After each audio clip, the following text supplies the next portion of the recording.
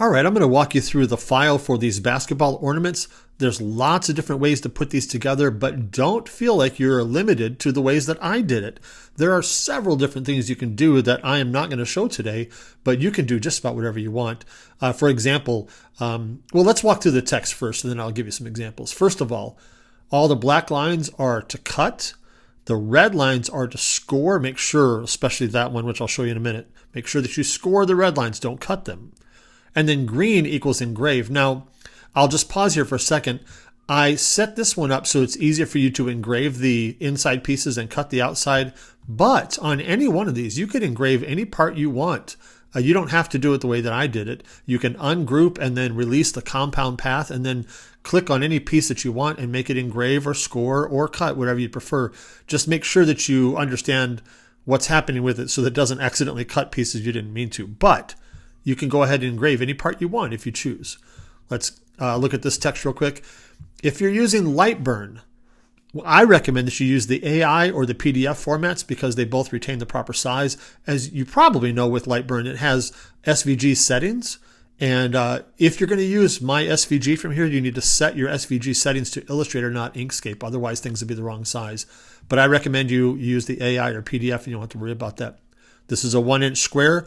When you click on it, if it's not 1 inch, then that tells you that your software has resized stuff here, but you don't need to cut that. And then, of course, watch all the support videos, which you're doing now. All right, so here we've got just a single layer version, which you can cut the outside and engrave the inside if you want. And on all of these, feel free, of course, to cut out some text and glue it on top, or to edit the file and add some text in it. I did that several different times, and that's really the way to get a lot out of these and to customize them and personalize them. This one is intended to cut all of these lines and then glue it on top of this piece right here. And you can, again, you can paint these different pieces in here. You could cut them out of colored materials, whatever you want, or you could leave them out and just glue the outline on there. It's going to look really good either way you do it. The jersey here has several, 1, 2, 3, 4, 5, 6 little score lines there, and then 7 right here. Make sure that you score those. Don't cut those or it's going to fall apart. Same thing as the other one. We have some options here. The basketball, if you wanted to cut it out of a different material and put it on top, you could. If you wanted to put this ring on here, you could. These are included so that you could maybe weld some text to it. It might make it a little easier if you wanted to. And then we've also got a solid circle that could go behind that if you wish, just giving you some different options for different looks.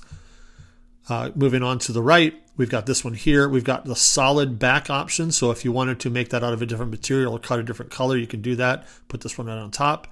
Of course, with all these, you could put these pieces that come out from the basketball back in, paint them or cut them out of different colors, or leave them out, whichever you prefer. Once again, different options here, just the ring and just the basketball. If you prefer to do something on top just like that, it's up to you. I want to give you all the options there. Basketball backboard, you can engrave some text right here. That would look great as a single layer right here. This one here is intended to cut and go on top of this one. Again, you could cut some text out or engrave it, whichever you prefer. And again, here's one, just the back piece that doesn't have the ring on the top, just to give you all the options. Continuing over here, all of these next 5, they all can use these pieces down here if you wish. It's up to you. And they're interchangeable. Like, for example, this ring could go on top of any one of these here if you want. If you want to use a different colored ring or a different material. Same thing with the back pieces. So, of course, this one here would look great with the person's name and a number. Here's a version without the ring on the top, and that's intended for you to maybe do something like this, where you maybe put this piece behind it as a separate color or separate type of material, right?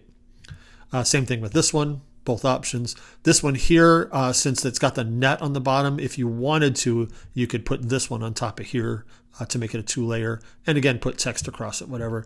And then the basketball on the bottom, basketball on the top, whichever just balances visually for you. You can put some text across here or across here, whichever you prefer. And again, mix and match these bottom pieces for the back. And that's all there is to these files. Once again, you can do anything you want to with it. Be imaginative. Use them as a single layer, double layer, triple layer. Add text wherever you want. Have a good time with them. But just yeah, I wanted to walk you through the file and give you some of the options. Let me know if you have any questions, and I'd love to see what you guys make and how creative you are with them. Oh, one more thing. If you want to resize these, make them a little smaller, that's no problem whatsoever.